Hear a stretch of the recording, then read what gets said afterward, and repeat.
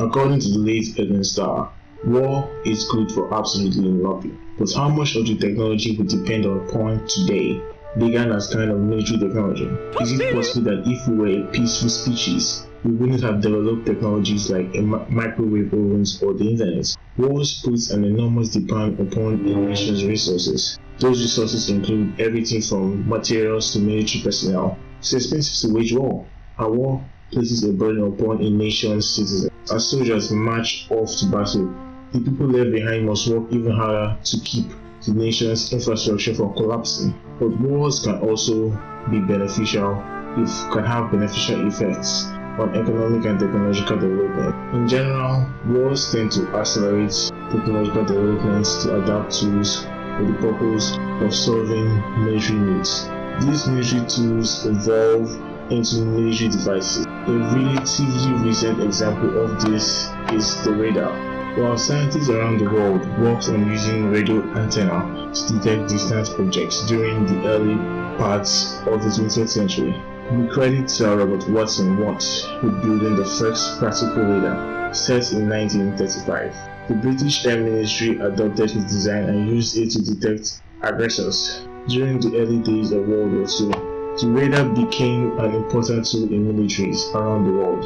In turn, the radars adopted required countries to adapt to new warfare strategies. It also prompted countries like the United States to invest more in research and development for new ways to confound radar. The result was stealth aircraft technology. On the civilian front, radar played a different role entirely. A scientist by the name of Percy L. Spencer made an interesting discovery while standing near a magnetron, a device that powers radar jets. Spencer had a chocolate bar in his pocket. The bar began to melt. When Spencer stood near the magnetron, this piqued Spencer's curiosity, and he began to examine what was going on. This led to the invention of the microwave oven. While another example is the creation. Second, the contributions we make to support the defense efforts of other nations. And third, our program of economic and technical defense funded a project called ARPANET. The purpose of the project was to develop the technologies and protocols necessary to allow multiple computers to connect directly to one another.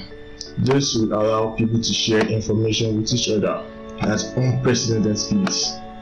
Computer network could also have another benefit: national security. By creating a robust and flexible network, the United States could ensure that in the event of a catastrophe, access to the nation's supercomputers could remain intact. ARPANET's protocols allowed information to travel across different routes.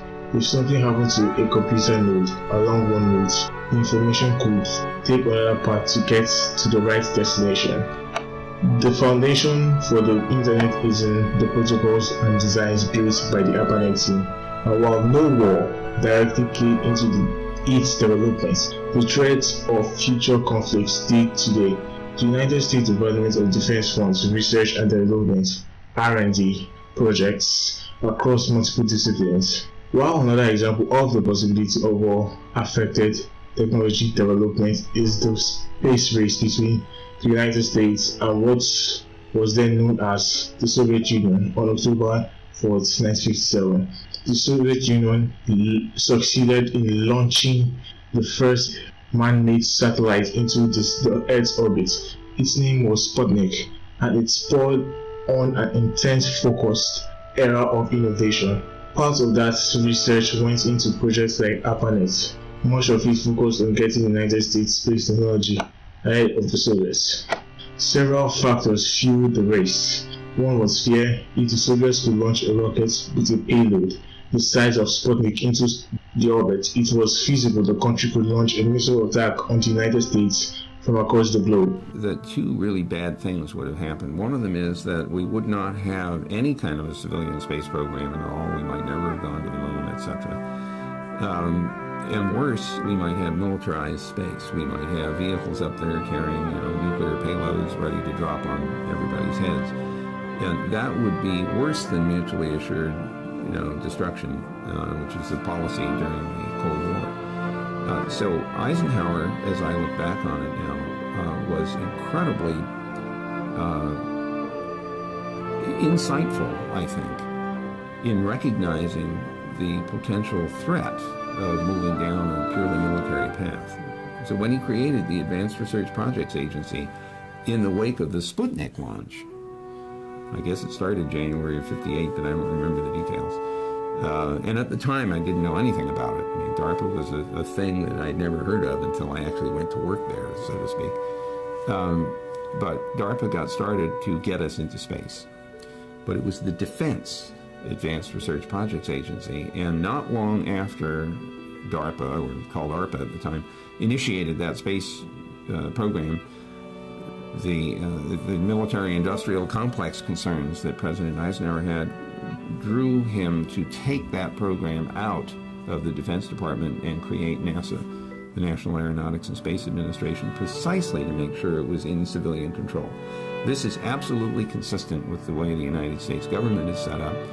Even though there are plenty of scientific reasons to pursue the space race, on one level it boiled down to saber rattling between two nations. While the motives behind the space race was not to have been purely founded upon a desire to extend our scientific knowledge, that in no way diminishes the accomplishments made by the countries. The space race was a symbolic conflict between both countries and puts pressure on the scientists and engineers developing the systems and vehicles necessary to put men and women. All this technology later evolved into other forms and was eventually adapted to serve civilian purposes. And in conclusion, not all our technologies were born out of war or the fear of war. It would take a cynic to suggest that we owe all our inspiration to conflicts with other people. Many inventions come to us independent of war, though they may be used in warfare later. Our world looks very different if we never waged war on each other, but the lack of conflict wouldn't necessarily be the result in a lack of inspiration.